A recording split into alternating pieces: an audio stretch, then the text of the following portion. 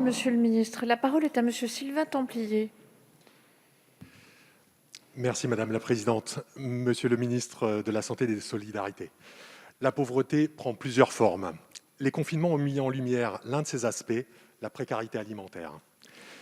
Les fermetures des marchés, et donc des prix cassés, ainsi que des cantines scolaires, lieux assurant à certains enfants des repas de qualité, à petit prix, ont été un coup dur pour nos compatriotes les plus démunis.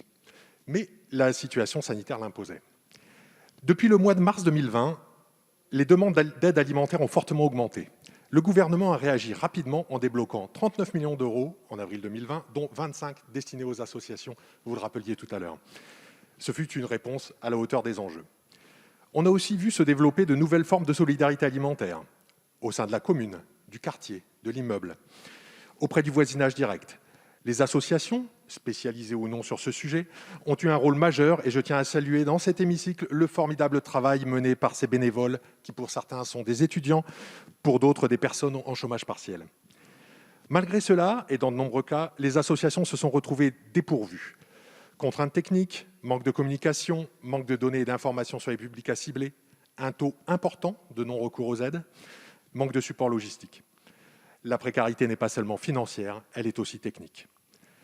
Le président de la République a annoncé la création d'un chèque alimentaire pour les plus démunis, afin de s'assurer non seulement de répondre à la précarité, mais aussi d'assurer l'accès à une alimentation saine et de qualité. Car il y a là aussi un sujet. Les produits les moins chers sont parfois les plus transformés et donc les plus mauvais pour la santé. Je pense que ce chèque alimentaire peut être une très bonne mesure pour cette raison-là. Mais au-delà de tout cela, comment est-ce que l'État pourrait accompagner et pérenniser ces structures et les démarches associatives spontanées qu'on a observées lors des confinements? Comment pourrait-on assurer que chaque personne en situation de précarité alimentaire puisse bénéficier effectivement des aides auxquelles elle a droit? Et en somme, comment mettre en œuvre de manière opérationnelle une justice alimentaire nécessaire pour lutter contre cette forme de pauvreté? Merci, Monsieur le député. Monsieur le ministre. Monsieur le député Sylvain Templier, j'ai vu, et je suis sûr que vous avez vu aussi pendant la crise sanitaire, et même notamment pendant le confinement généralisé, des choses assez exceptionnelles. On avait peur, les associations avaient peur de manquer de bras, parce que beaucoup de bénévoles dans les associations sont des personnes qui ont déjà atteint un certain âge et qui se sont donc protégées vis-à-vis du Covid. Non seulement, je le dis avec beaucoup d'affection, on a retrouvé dans les banques alimentaires des vieux briscards qui sont là depuis des années et qui étaient fidèles au poste, se protégeant évidemment, mais on a vu affluer des jeunes qui ont dit « on se doute bien que vous devez rencontrer un problème dans la période, on voudrait vous aider ».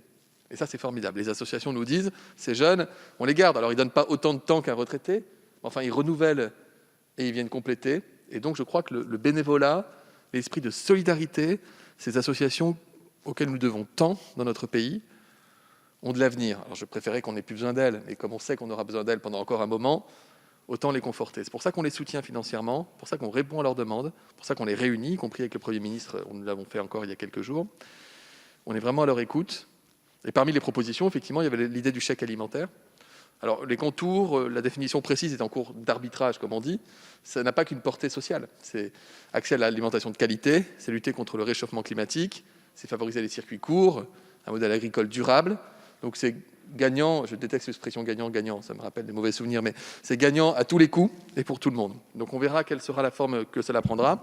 Et ensuite, avec les Mambo, nous sommes allés à l'Europe et nous avons cherché et obtenu une revalorisation de l'aide de l'Europe pour l'aide alimentaire. Je le redis, 48% de hausse sur les 6 ans 2021-2027, c'est énorme. Donc l'Europe est aussi au rendez-vous. Nous serons toujours aux côtés de ces associations et nous soutiendrons toutes les innovations sociales qui sont très belles dans notre pays.